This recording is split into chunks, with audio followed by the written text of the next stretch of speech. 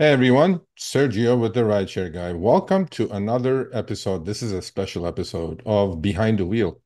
Today I'm joined by Joe from, should I call you from San Francisco, Bay Area, San Jose? Where are you from? Uh, SF Bay Area. Yeah, SF Bay absolutely. Area. So Northern Cal. we thought, okay, so Joe is a multi-talented person. He's not just your typical Uber Lyft driver. I mean, he's been a veteran for what, 12 years now? About 10 years. 10 years. 10 years. Yeah. So he's definitely the more of a veteran than me. But he's seen the good, bad, the ugly, obviously, like I have. However, I'm going to let him introduce himself to you guys and what else he does. And please pay attention to this and please go subscribe. So there you go. Thank you, Sergio. And I say it's great to meet the gig wizard in person here and there will be a sequel to The Wizard of Gig. We're going to continue that storyline out there. So it you may have thought Dara was deactivated in the last episode, but no, he snuck through.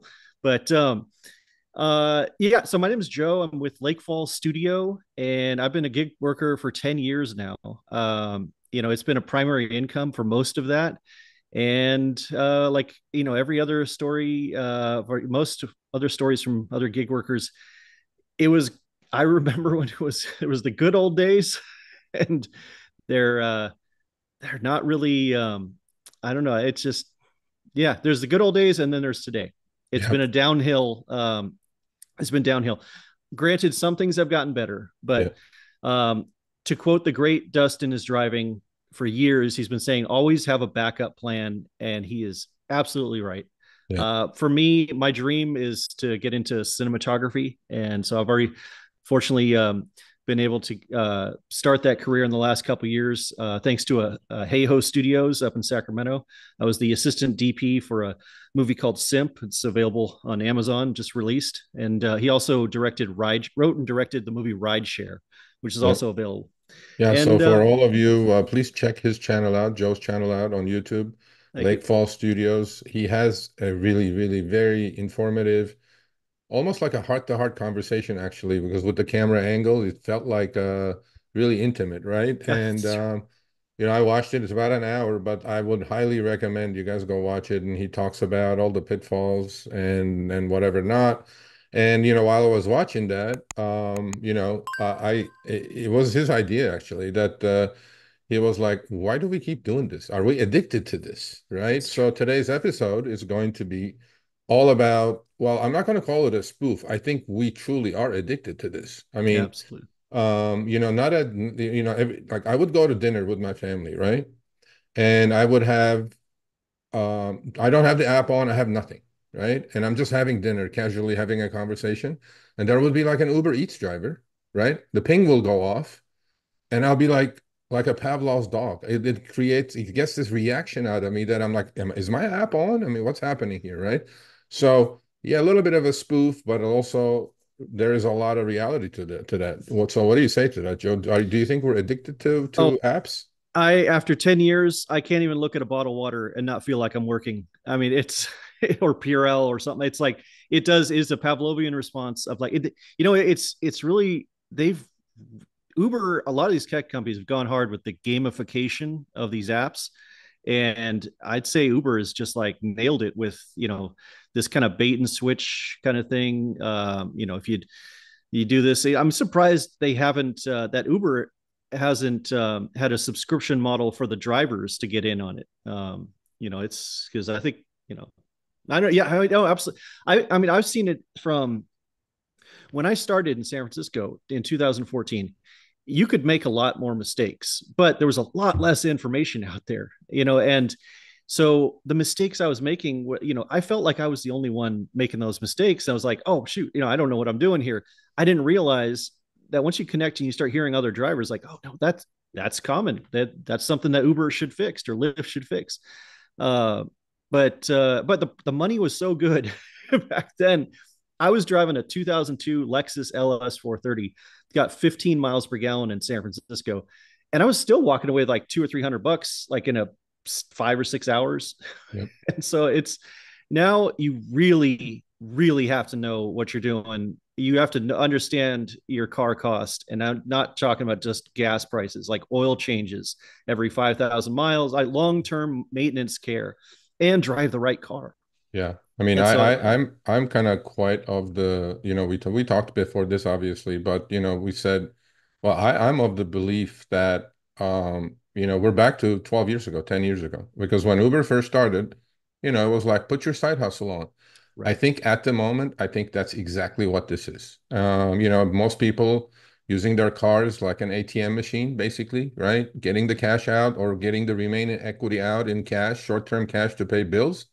And that's what I see happening. I mean, profitability is very rare these days, unless you get a massive bonus or surge or whatever not. And while fortunately for Uber, they have the drivers where they want them. There are so many drivers out there, legal, illegal, whatever you want to call it, that they're not short of drivers, and then they keep lowering the fares, and a lot of people are just driving just to make ends meet. And that's when the addiction part comes in as well, because as veterans, we should stop. Like, we're a rideshare channel. We're a growing rideshare channel. I shouldn't say don't do rideshare, Yeah. but as a veteran, like Joe said, if you don't know your numbers, you're literally working for less than minimum wage. Yeah. Okay, and to me, so yeah, I think yeah, the game, unfortunately, from the good old days has changed so much that, but then one thing remains, Joe. That is the gamification, the colors, the whistles, the bells, the notifications, all those things. And they have improved. And I'm pretty sure, I know this for a fact. Uber and Lyft, mostly Uber, has very high paying behavioral scientists, psychiatrists on their on their payroll, and they do pay attention to the behavior of the driver and how to create addiction like smoking is. Do Right. you believe that? No, it's a casino mentality. I mean, this is for profit. It's not for people. Any change starts, it's always Uber first, and it's their company. They view it as like, hey, it's our rules. And when we don't need you anymore, that's see you later. I mean, that's kind of the end game on this stuff, is that, like, we're not going to stop as drivers. They're going to stop needing us as a company. Yeah. A lot of companies are going that way. And that's, one of the amazing things about this job is, I wouldn't call it inside information that you pick up, but you hear things from passengers Yeah. over the years. I tell you, if you're a stockbroker, drive for Uber in a major city for like 6 months Yeah. and do the drunk rush with some corporate employees that may have had too much to drink and say like, oh yeah, Amazon's replacing all their warehouse workers in 2025. Um, Heard that last night. So, Yeah. anyways, but I mean, that's the thing, is where we get so self-absorbed about the complexity of, like, saying like, this is a difficult job, but it's not a complex job. Yeah. It's, if you breaks down, it's pick up here, drop off there.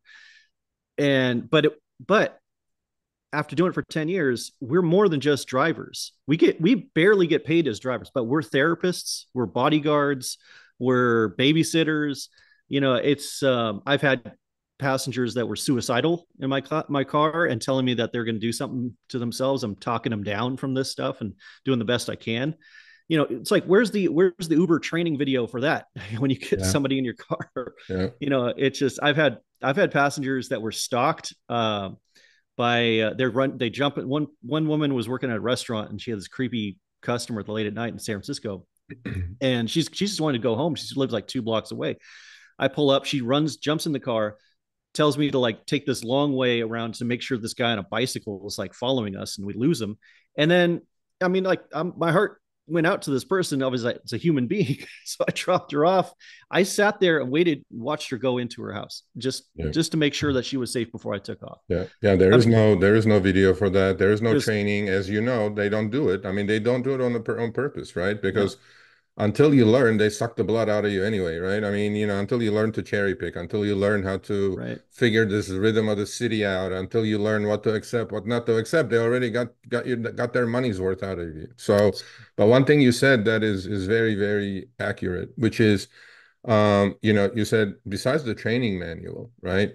That you said a subscription model by now would have worked. Well, that's not going to work for Uber. Do you know why? Because in a subscription model, there is no take rate. You cannot manipulate both sides of the marketplace with these ridiculous algorithms that they run, right? That's And true. and if you look at the Uber's history, right, their take rate has gone up substantially. And how's that happening? In a two-sided marketplace, they charge as much as they can, and they have to pay as little as they can. And that's why a subscription model will never work because, as you know, 80% of the drivers quit, right? What if people quit and you have to get them on? But no, the way they have this set up is exactly where they want to be, right? That's true. And they That's want to true. charge as much and they want to pay as little as possible. And the one in the middle is whatever they make. And what a marketplace they created, though. I got to give them credit. No, Prop 22 was a work of genius. I think, honestly, I mean, Yeah. what do you expect for $200 million? Yeah. It's like, no, it really helped. I mean, it's a work of genius for these companies, and because they're the ones that wrote it and engineered it. So, it makes sense. I have one thing though, and this, I mean, this one thing I don't know is kind of debatable, but from other drivers, after 10 years, I would say that there is no perfect rate. I started in 2014. I met drivers that had been driving in 2013 Yeah. in San Francisco, and they were charging, Uber was charging paying the same rate as taxi. It was unsustainable, Yeah. 275 a mile and 0% commission. Yeah. They were looking at me making $1.55 a mile and 20% commission and saying like, "Oh, you're getting screwed. You're getting ripped off." Like I'm looking as like I'm coming from a $10 an hour warehouse job saying like, "No, I'm making 50, $60 an hour. This is what are you Yeah. talking about? This is amazing."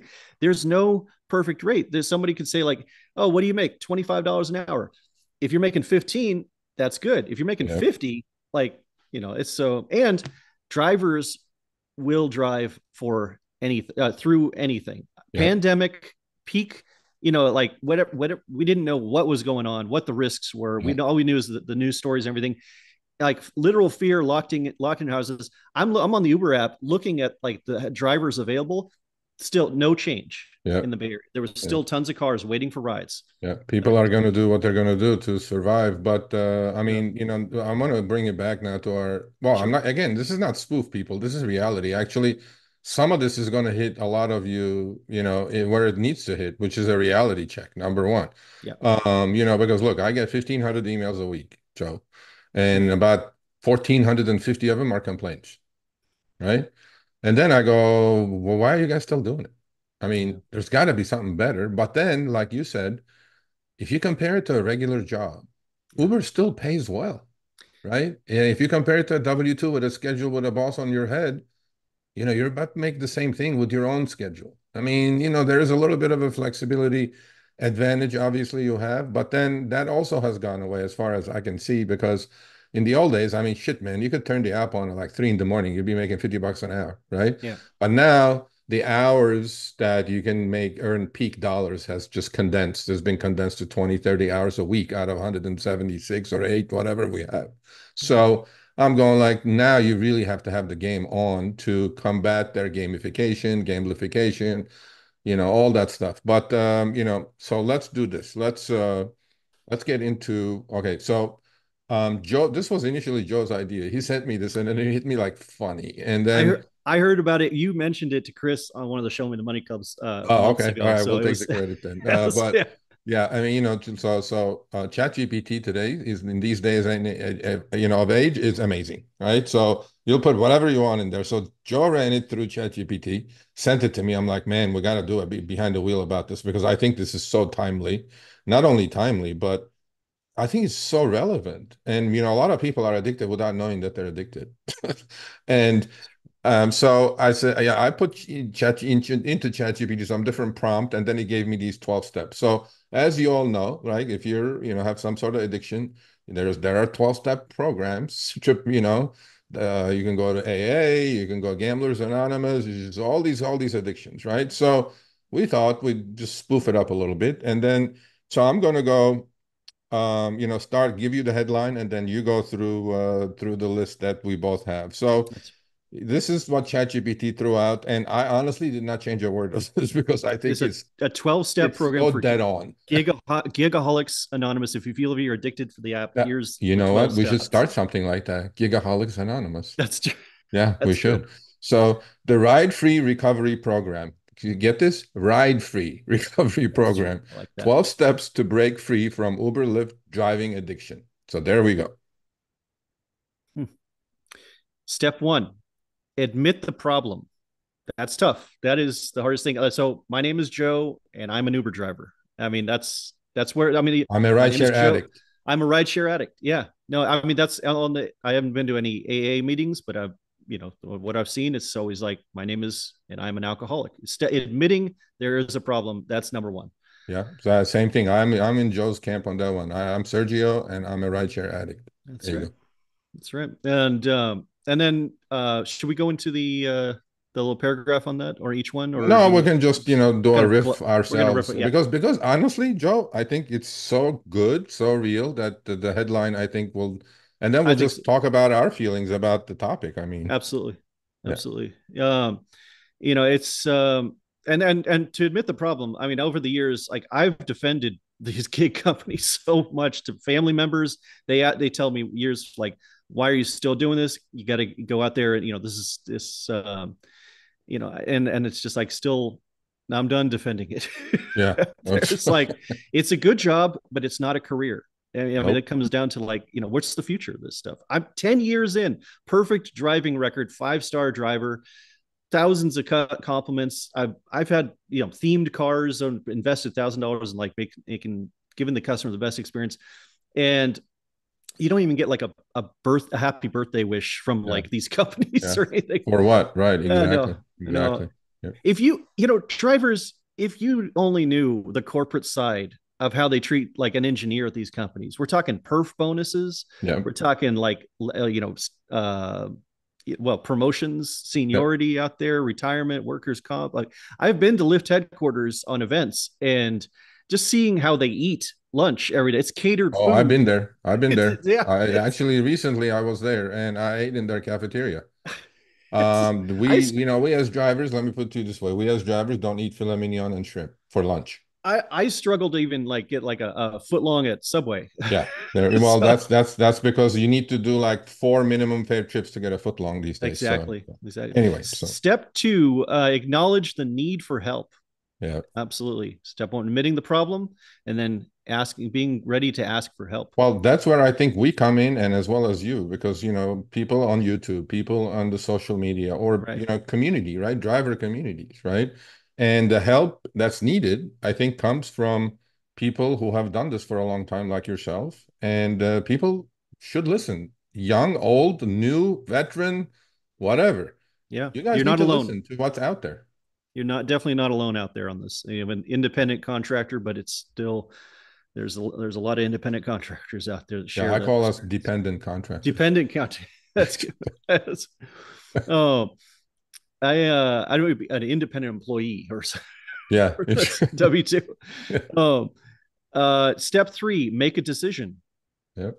Make the decision basically to seek help and start working on this problem. So Yeah. I mean, the other decision everybody needs to make is that reality check or that honest talk with themselves. You right. guys need to have that talk to make that decision. That's it. Yeah. Step four, conduct a personal inventory. Yeah. So this take a really hard look at your life, take stock of what your skills are, what your weaknesses. Um, it's just it's it's the same. Think of your body as like your car. Like, okay, the suspension's wearing out, the engine's good, the transmission might need work. Like, kind of start breaking it down. Like, what do you need? Okay, what do we have to do to fix that stuff? Yeah. What parts can you like improve? Public speaking, interview process. It's just like and just that make a list. You don't have to solve those problems. Just make a list of it. So I agree. I agree. I mean, a lot of people are stuck in this box. They don't think outside the box. And yeah. this job makes you feel like this is the only thing I can do. I mean, Right. no, every human is capable of doing a lot more than they think they can do. It's just a matter of that spark or, watching somebody or listening to somebody. And I think a lot of drivers, unfortunately, don't do that. They just get stuck in this hamster wheel and, they think this is it. But yeah, Step five: admit our wrongs. yeah, Okay. You know, I was thinking like I mean, I was thinking like about this. I was well, what if part of it is like reaching out to all the people you referred sent a referral code to, but and apologize for like getting them involved in this. But I think what I think a better way to look at it is like, you just well, I mean, we admitted to ourselves, to another human being, the exact nature of our wrongs. This step Yeah. requires us to open up the negative impacts of our addiction. So, yeah, definitely family members that were ignored because you're out there. You decided, hey, no, rates are down, risk is up, but I'm still going to keep doing this. I'm going to ignore going out there and finding something else that works. Yeah. And so now you're driving 12, 15 hours a day, Or you're and chasing a ride challenge or a quest, and you miss your kid's Sting, whatever game, right. because on a Sunday you need to do these last 20 trips to get Oh that God. money, and then Oh, Uber that is power. wagging you like a little dog, I'm like, yep, yep, No, there was that Uber had a sweet spot there when they had the power driver bonuses and upfront pricing. yeah, Because I was staying from the beginning of that. It's like, what's to stop Uber from just like, oh, you're 5 rides away from earning $100. yeah. What's to stop them from just lowballing all those five Oh, rides? absolutely. They know you're going to need it. They're going to get Or it back from throttle you. you, or Exactly. throttle you, slow you Yeah. down. Yeah, I mean, they Yeah. do it, man. They do it, and That's they right. they deny that they do it, but they do it. So That's true. yeah, Oh man. Okay, so step 6: prepare for change. yeah, It's get ready to change your life, and change can be as scary as sticking with these jobs. It could be scarier. It's always the devil we know is worse than the devil we don't know, and absolutely. it's like I mean, a lot of I mean, there's comparisons with like being kind of in an abusive relationship. Yeah, With this, we keep thinking, imagine somebody's in an abusive relationship. They keep thinking that person's going to change. They remember the good times. yeah, If only they appreciate them. That's if only they can break through. And it's like maybe they just don't know that they love them. And it's like no, they're fine. Uber's absolutely 100% morally fine with where they're at. yeah. They've shown that, and it's for profit. It's not for people. It's up to us to say like, no, we've given this a chance, and it's like it's not gonna. Yeah, and change is scary, man. I mean, I It is. know, change is very, very scary thing, but it's the necessary evil when it comes to, being able to change your life. I mean, Yeah. I know people get in a comfort zone, like you said, abusive wife, husband situations, things like that, and they just stay for the wrong reasons. And the longer you stay, and things are not improving. I mean, I call that the definition of insanity, right? It's Yep. like you keep doing the same thing, expecting different results. It's just, I mean, what are you doing, right? Right. But yeah, change is definitely something people are afraid of for sure. Step 7: ask for help. Also a difficult thing to do. There's a certain over the years I've seen, and you've seen this too. I mean, we've gotten to this kind of like bragging rights about the 2K club, or it's like how much I Yeah, made three. It's like, okay, well, you can make $2,000 at working at at McDonald's if you work in like basically, or I was going to say McDonald's. It's actually McDonald's is actually not a bad opportunity these days, yeah, especially in California with the finally force these companies to raise the minimum wage to $20 an hour. yeah, But it's a entry level job that pays minimum wage. If you work enough hours, you'll get a lump sum. But what did you have to go through to do that? yeah, So it's yeah, there's a pride in this, like, it's I always thought gig work is like business in a box, yeah, and it gives us just a little taste of what it's like being an entrepreneur, and yeah, we like it. We yeah, like it. We crave it. We yeah. get used to it, and it's like, oh, I'm my own boss. I don't have to check with anybody. It's like, yeah, that's. We I was think, yeah, Yeah, no, I did network marketing years ago, and there's a lot of similarities there. It's just there's no downline, except for we are all the downline. We're the yeah. bottom of the rung out there. But yeah, like they sell that idea of like you can do it based on your own personal efforts and everything. It's like, Yeah, asking for help is definitely something we don't do because, look, gig work is solitary work, right? I yeah, mean, granted, you're getting 20, 30 strangers in your car, right? But then most of them, they're never going to see them again in your life and you don't feel like opening up. So That's why I think a rideshare or gig rideshare driver communities that we're trying to put together and you're doing, there's different channels obviously out there. Oh gosh, yeah. And, I wish the community grew faster because to the numbers that we have out there, as far as 3, 4, 5 million rideshare drivers in the US, you put all these channels together, they don't even add up to 10%. And, most of them are probably gone anyway, but asking for help is definitely another difficult thing to do, but it's a must. I was saying this like in taking in the spirit which is intended out there, but the problem with Harry the Rideshare Guy's channel, I've been watching him for years. The biggest problem is not his fault. It's the fact that there's not enough drive. Not there's 200. You guys are closing in on 200,000 subs. Yeah. There's 450, 500,000 drivers in California. Every Yeah. one of those drivers could benefit from his knowledge. Like Yeah. the drivers got to get on board with this. Like you guys are the real driver support out there for these I, drivers. I, I have become that. Yeah. But We're free. yeah, no, and passengers too. Yeah. I released a video. Passengers should be watching gig tubers. They should be Absolutely. they should be really aware of how much they're getting screwed. There's no Prop 22 for passengers or AB5. Absolutely. 100% agree. Yep. No. So it's asking for help definitely. Step eight, make amends. This might be the apologizing to the second part of the apologizing to the people that were hurt in Have referred you. the addiction. That was yeah. Check in on all the. That'd be tough for I used to give out. I used to have laminated like business cards I'd give out with referral codes. Yeah. I think I may have gotten like 2 referrals but I don't know. I should have started a YouTube channel earlier. That's reaching out. Yeah. That was from day one. That's how you do it. I'll never forget the best advice I ever got from a gig tuber. And it wasn't even a gig tuber. It was just some driver who uploaded a video back in like early 2014. He was somewhere in the Midwest. It wasn't Uberman. It wasn't like a young Randy Shear. It was just some driver. He said, don't worry about bottled water. Don't worry about amenities. I mean, you could get some bottled water, whatever. It's like, get the cheapest possible car, clean it up, get it working, go out there and drive the hell out of it. Yep. And it's like, that's exactly where we're like, looking. Fast forward 10 years, 12 years. That's exactly where we are today. So, exactly. Yeah. So okay.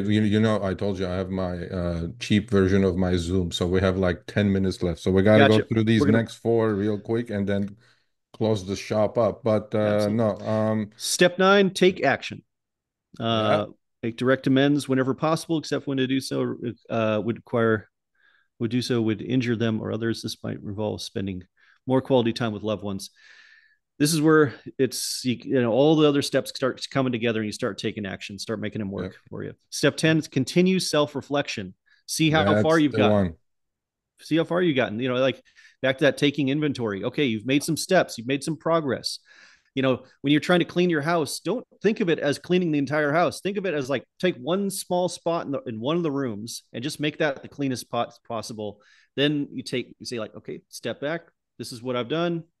And before you know it. Yeah. Step 11, seek balance. Yeah, this one we can hit upon because I think a lot of drivers, people people think this is an easy thing to do, Joe, right? We pick up point A, drop off point B. Right. There is like so many facets of rideshare that people don't pay attention to. First of all, it's not a healthy thing for the body. Physically, it's not healthy. You're sitting 10 hours, 12 hours, driving around, your back, your knees, your diet is probably shit. This is 10 years of fast food, people. Exactly. Your diet is probably shit, right? I had a 24-hour. You don't exercise. I mean, there are some few that probably do, but what I'm trying to say is that physically, mentally, spiritually, every which way you look at it, rideshare is not a good thing for a human being. That's true. I mean, it's not, right? So that's why this 11 is important. Seek balance. You got to have balance. I mean, man, forget that surge or forget this thing. Get out of your car, stretch, do whatever you need to do. Go to your gym, don't have rideshare rule your life. And I think this is so important, seeking balance. Yeah, that's true. And then after that, the last step is help others. I think, and it's the way I take that is, be the example for others, and it's be the inspiration, be the success model of success. And I think You look at Uber's YouTube channel, it's like they highlight drivers as saying like, oh no, they become this master craftsman because they did rideshare, like, or they did, or like they're using why they're going to continue doing rideshare even when they have like this other thing going. It's like I don't know. Those are all Kool-Aid. Those are all spiked A lot of Kool-Aid them are drinking actors. fools. That's what they are.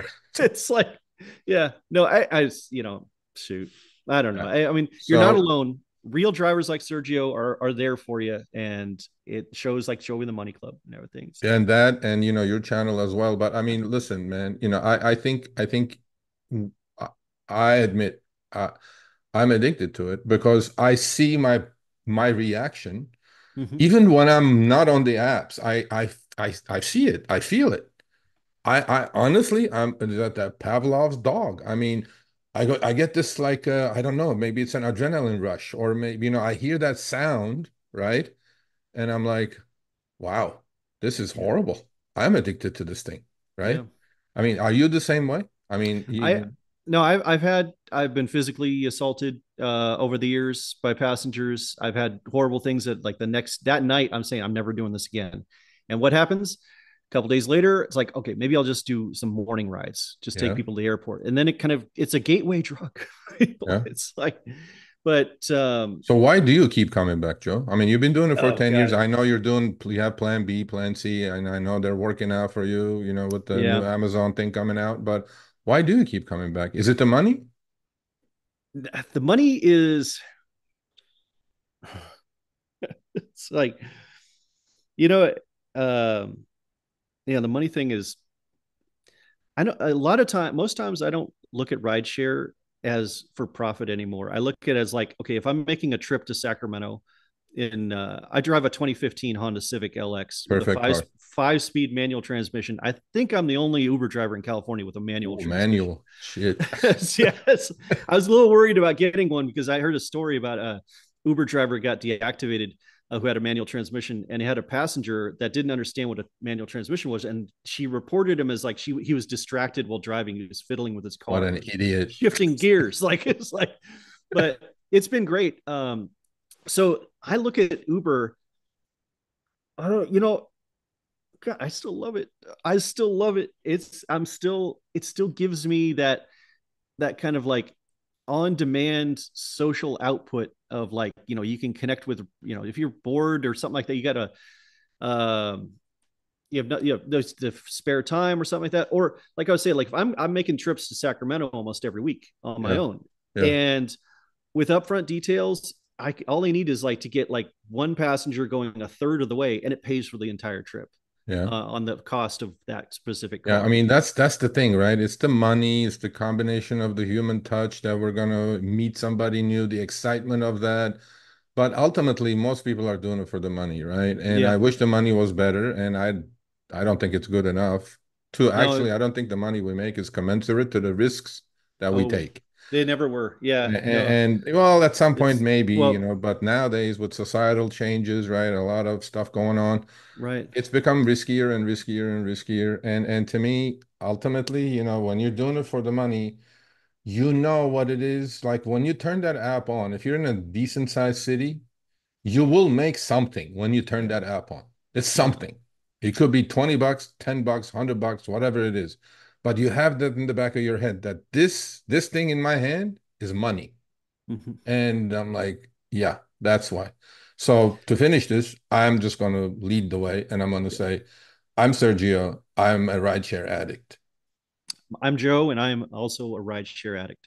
Yeah. Um, actually feels surprisingly good to get off my chest. Actually, Yeah. And um, so repeat for our audience your channel again and what you're doing, and then we'll finish it there. channel is Lakefall Studio, and it's going to be like everybody else's little slice of life adventure of a gig worker who's been doing this for 10 years and trying to get out. But I use a lot of my content is really just to kind of like vent for my own like sanity against these companies, and it's like, so I'll make a spoof video every once in a while of Yeah. like, you know uh, the Wizard of Gig was amazing. Yeah. Sergio played it was basically a remake of the Wizard of Oz, Yeah. but Yeah, you were demanding the cleaning fee from the evil wizard gig Mhm. Lord Dara, Dara, yeah. and it was and then Torsten, Pedro, Doordash San Diego, and Tony Shu went on an adventure to find the magic bottle of water to deactivate to get the cleaning fee, and then they brought it back to you. Yeah, Then go check. I mean, go check it was yeah, Joe's channel out. He does all absolutely. these, things, and he has It the was mouth moving on Dara. I don't know how he does it, but he's it's, done it for us, and I think that's necessary. I think it's that's fun. such wonderful release, Yeah, right? that's true. Because everybody's so frustrated, and then, Yeah, I mean, we need a break, and I think a little bit of the spoof, and maybe if this holds off, Joe, or takes off, we may have to do this in an actual group. absolutely. You Yeah, know what I mean? absolutely. Yeah. Seriously. I No, think I think I think we it's have something here, but we'll let you know. We'll look at the metrics and then I'll let you know. yep. We'll put an RA group. That'd What be do cool. you okay. RAA. Yep. Rideshare Addict Anonymous. God bless you, man. That's Well, that's here's Joe from the Bay Area. I'm sure this is not the last time you guys are going to hear of him. Go check out his channel. And thank you, Joe. Much appreciated. thank you, Serge. Thanks for watching this episode of Behind the Wheel on the Rideshare Guy. We've been doing these interviews for the past 6 months with very successful drivers from different cities around the nation. Click here for another episode. Make sure you subscribe and turn on all notifications for other episodes of Behind the Wheel as well as amazing content on our channel.